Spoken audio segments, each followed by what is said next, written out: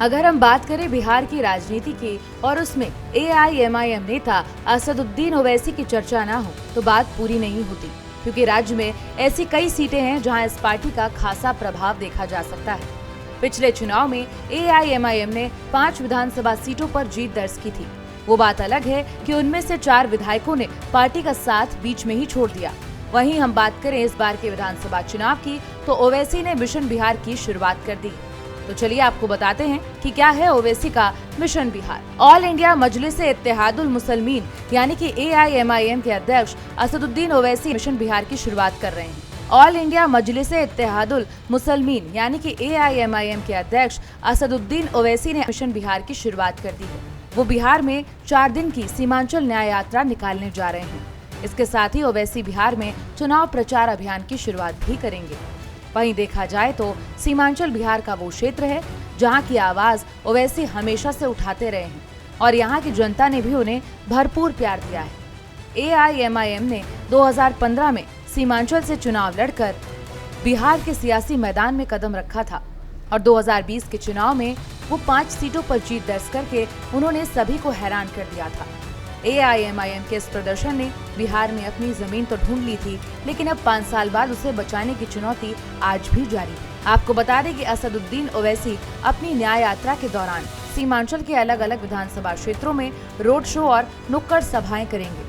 सीमांचल क्षेत्र को न्याय दिलाने के लिए शुरू होने वाली यह यात्रा बिहार के किशनगंज जिले से प्रारंभ होगी। इस यात्रा के दौरान ओवैसी सीमांचल के पिछड़ेपन को उजागर करेंगे।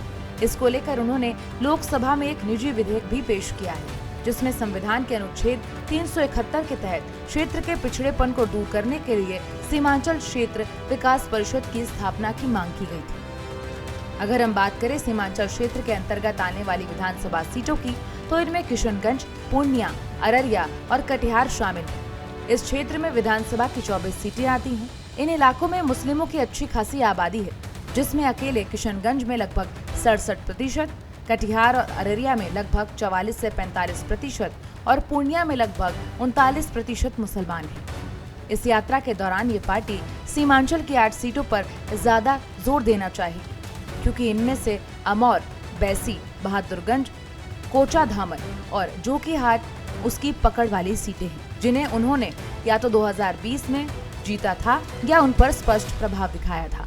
लेकिन इस क्षेत्र में 3 और निर्वाचन क्षेत्र आते हैं, जिनमें किशनगंज, ठाकुरगंज और अररिया है। हालांकि एआईएमआईएम ने इन सीटों पर जीत हासिल नहीं की, फिर भी इसे प्रभावशाली माना जाता है। यदि महागठबंधन सीटों के बंटवारे में गड़बड़ी करता है या उसे बागी उम्मीदवारों का सामना करना पड़ता है, तो बिहार में त्रिकोणीय मुकाबला उसके पक्ष में जाने की क्षमता रखता है।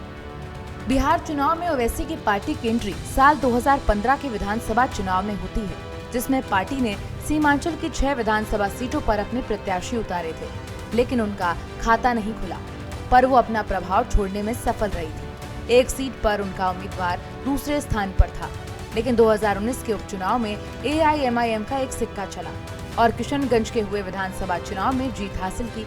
इस जीत के साथ ओवैसी को यह एहसास हो गया कि उनके पैर सीमांचल में मजबूत हो गए और उन्होंने 2020 में 25 सीटों पर अपने उम्मीदवार उतारे और 5 सीटों पर जीत हासिल की। इस चुनाव में सीमांचल ने एआईएमआईएम को 5, बीजेपी को 8, जेडीयू को 4, कांग्रेस को 5 और सीपीआई, एमएल और आरजेडी को 1-1 सीट जीतने में वो कामयाब रहे। इस चुनाव में एनडीए किशनगंज जिले में अपना खाता भी नहीं खोल पाई, जो 4 विधानसभा क्षेत्रों वाला एक मुस्लिम बाहुल जिला है। आपको बता दें कि 2023 के जातीय सर्वे के मुताबिक बिहार की 243 विधानसभा सीटों में से 47 पर मुस्लिम मतदाता निर्णायक भूमिका में है, जिनमें 11 निर्वाचन क्षेत्रों में मुस्लिम मतदाता 40 से ज्यादा है, जबकि 60 में से ये आंकड़ा 30% से ज्यादा है। 29 सीटों पर मुस्लिम मतदाता 20 से 30% है, तो वहीं सीमांचल के कुछ हिस्सों में उनकी हिस्सेदारी 70% तक पहुँच जाती है। बिहार में 13 करोड़ से ज्यादा आबादी में 17.7% मुसलमान हैं और ये सरकार बनाने में निर्णायक भूमिका निभाते हैं। साल 2020 के विधानसभा चुनावों में जेडीयू के 11 मुस्लिम उम्मीदवारों में से एक भी नहीं जीते, हालांकि 7 दूसरे स्थान पर रहे। इससे साफ है कि मुस्लिम बाहुल सीटों पर एआईएमआईएम की सीधी लड़ाई आरजेडी से ही है। इन सीटों पर एआईएमआईएम को फायदे का मतलब है कि आरजेडी को चोट क्योंकि साल 2020 के चुनाव में ऐसा ही हुआ था।